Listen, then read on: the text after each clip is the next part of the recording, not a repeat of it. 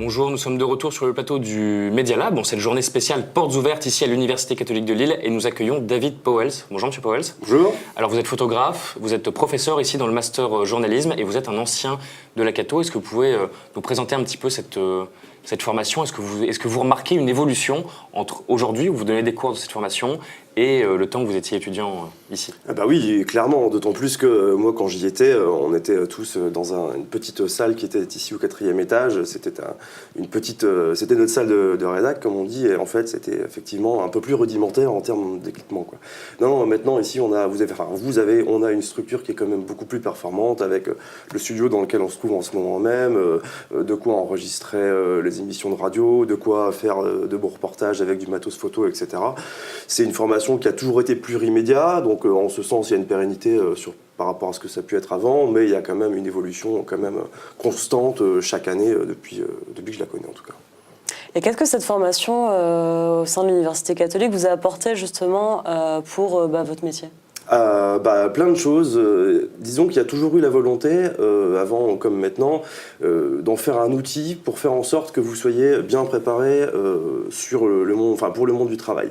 Il y a quand même aujourd'hui une réalité qui est que c'est un métier qui est quand même qui comporte sa part de précarité, de difficulté, et en fait, il faut être le plus flexible, le plus élastique et le plus polyvalent possible.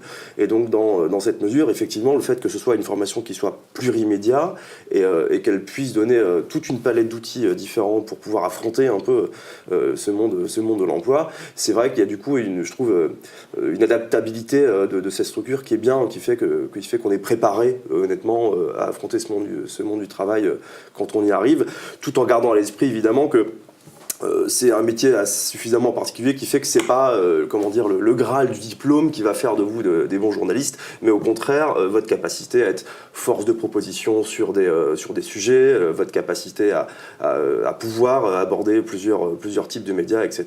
Et donc du coup c'est au final vous qui allez faire de vous votre propre outil de travail. Je sais pas trop comment le dire, mais il faut vraiment avoir cette capacité de rebond. Et donc du coup c'est vrai que dans cette optique-là, c'est une formation qui fonctionne pour ça, parce que du coup vous allez avoir suffisamment on a suffisamment de malléabilité sur ces aspects-là. On le rappelle, vous êtes photographe. Il me semble qu'on a quelques images de votre travail. On va peut-être pouvoir jeter un œil. Voilà, on les voit ici. Il y en a quelques-unes, ouais, effectivement. Vous pouvez nous les commenter en direct C'était une petite sélection que j'avais faite. Il n'y a pas de... Voilà, ici, c'est une image que j'avais réalisée en 2012 sur la précédente présidentielle. Et donc, c'est une image qui fonctionne bien parce que c'était pendant la campagne, il y avait un élan populaire sur les meetings de Mélenchon qu'on ne retrouvait pas forcément dans les autres partis, alors qu'il n'a pas fait tellement de pourcentage que ça. Et donc, du coup, c'est une photo qui témoigne un petit peu de ça. Il y avait le côté un peu liberté guidant le peuple sur cette image-là qui fonctionnait un peu bien, qui était assez rigolo. Et donc celle-ci fonctionnait bien. Et puis là, on a une nouvelle campagne qui est en train de se mettre en place. Ça revient. On a là, une ici, image. c'est une image qui était faite à Calais. Et donc en fait, c'était pendant une averse de pluie, il y avait des migrants qui étaient en train d'essayer de se restaurer. Il y avait beaucoup d'associations en fait qui amenaient des victuailles pour les gens là-bas, et donc du coup c'était une image que j'avais réalisée là-bas pour illustrer ça. Ça avait été publié dans le journal de l'Humanité, et ça fait partie des sujets que j'ai beaucoup couverts pendant les 2 dernières années, quoi. Vous pouvez nous parler un petit peu de votre travail en tant que photojournaliste aujourd'hui? Comment ça se passe? Est-ce que pour trouver du travail, on sait que c'est difficile, il faut savoir se vendre, il faut aller beaucoup sur le terrain, être force de proposition. Ouais, c'est ça. Quelle attitude il faut adopter pour... c'est l'attitude dont je parlais tout à l'heure. Au final, c'est votre capacité de rebond et le fait d'être force de proposition. C'est effectivement un milieu qui est très compétitif, qui demande cet aspect-là sur le plan psychologique de votre part, de notre part à tous.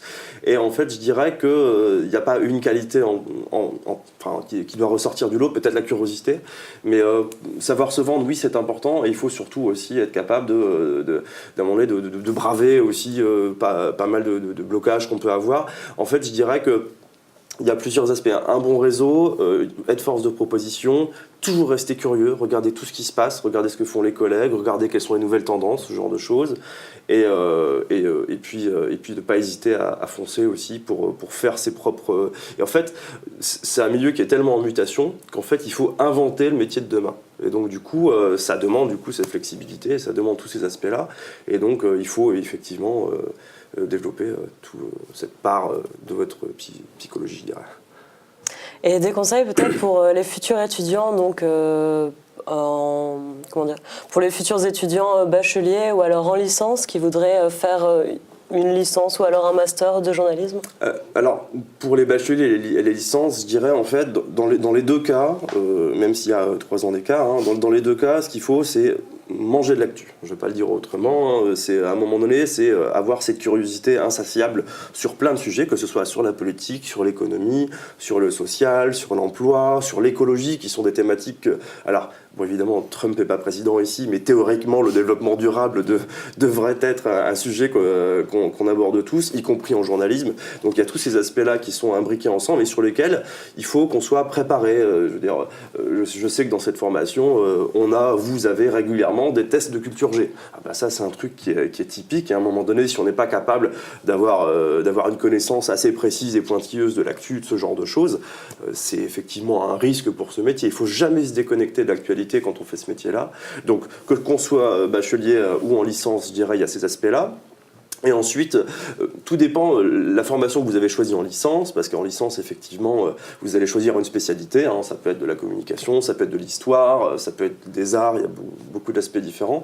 Je dirais que ce qui est intéressant, c'est de faire en sorte que ces 3 années de licence puissent servir comme un petit atout supplémentaire, une espèce de plus-value qu'on va avoir par rapport à son métier de journaliste, ce qui va permettre de donner une petite spécialité. Ce qui fait que quand on sera journaliste, on va traiter, je ne sais pas, d'un sujet qui soit en lien avec plein de choses, parce qu'effectivement, on traite de plusieurs aspects différents.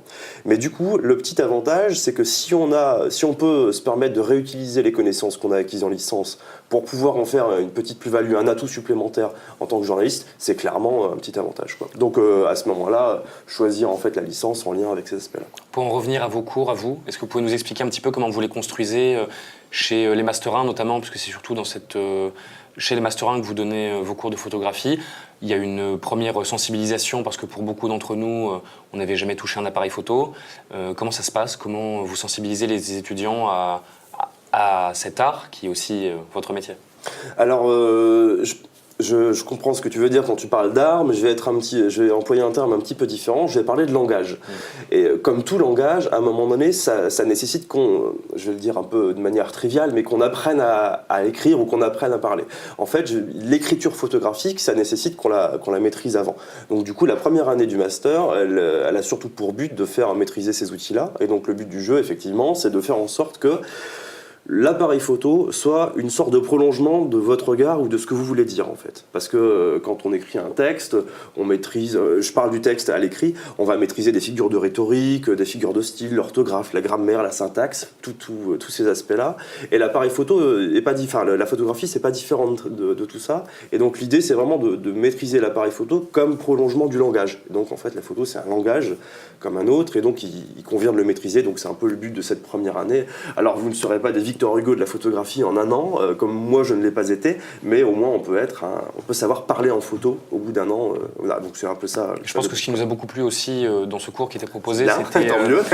Disons-le aussi, c'est le côté très technique, parce qu'on venait tous, je pense, de licences très théoriques, où on a avalé beaucoup de cours sur le papier, et en arrivant dans ce cours, on a tout de suite eu un boîtier dans les mains, on a appris à s'en servir, et aller sur le terrain avec des contraintes techniques, des consignes précises, et essayer de rendre en image les consignes que vous nous avez données. Je pense que c'était un vrai plus parce que ça nous permettait de concrétiser notre travail et ça c'est quand même vachement intéressant sur une... C'est savoir que la technique qu'on apprend, on peut directement la mettre en pratique en fait. Ah oui, c'est typiquement l'idée. D'ailleurs, au fond, quand on y réfléchit bien, en photo, la meilleure progression que vous pouvez avoir à un moment donné dans votre cursus, dans votre apprentissage, c'est d'être sur le terrain. Parce qu'on peut faire ensemble une quantité d'exercices qui est astronomique. À un moment donné, un exercice ne remplace pas l'expérience sur le terrain. Et donc effectivement, à partir de ce moment-là où vous vous retrouvez sur le terrain, l'idée c'est de faire en sorte vraiment que votre réactivité sur vos réglages, sur vos choix de focale, sur l'ouverture du diaphragme, ça vous rappelle les souvenirs, tout ça. L'idée, c'est vraiment que tous ces aspects-là soient intégrés en fait dans votre pratique. Et donc l'idée vraiment, c'est de réaliser la photographie que vous aviez en tête. Moi, c'est toujours l'optique pardon, que je me pose sur mes reportages, je me retrouve devant un lieu et je me dis, cette photo-là, celle-là, je la visualise dans mon esprit, il faut qu'elle fasse sens. Et donc du coup, je vais essayer de la réaliser et de faire en sorte que la photo soit la plus proche possible de ce que j'avais en tête. Et donc effectivement, après, c'est ça, il faut que tout ça soit maîtrisé en amont. Et donc c'est un peu le but du jeu sur ça, quoi. Très bien. Merci beaucoup, Merci David beaucoup. Powels. Donc on le rappelle, photographe et professeur à l'Université catholique de Lille. On se retrouve dans quelques instants avec des étudiants en droit, c'est ça, Oui, Adrien? une interview de 2 étudiants en droit, un en sciences politiques et l'autre en droit Européen. européen, si je ne dis pas de bêtises. C'est exactement ça. À On se tout de retrouve tout de suite. Et suite. bon courage à vous. Merci.